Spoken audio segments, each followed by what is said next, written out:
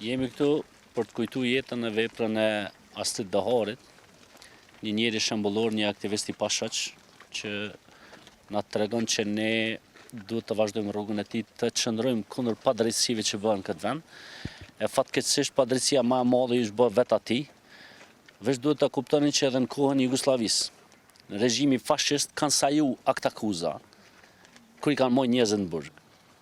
Astrid Daharin e kanë mojë në burg për 67 ditë, pa akt akuzë, pa marrë pyetje pasgjë. Kjo është një prej akteve më të rënda që i ka përjetuar vendi jonë pas luftës. Pra, ju e dini që lufta, betejë më e madhe e popullit tonë është bërë për liri dhe drejtësi. Se ka prit kërkush që na me vujt ma keq se që kanë vujt shqiptarët në regjimin fashist të Miloševićit. Kjo ka ndodhur në rastin Astrid Daharit, edhe unë mendoj që bashkë me kryeministin Axhan Ahmetetën Xhemile, me Ortën, me krejt, bëjmë thirrje që të ketë drejtësi në këtë vend për shkak se njerëzit kanë vdek, kanë ra për me pas drejtësi kjo republikë.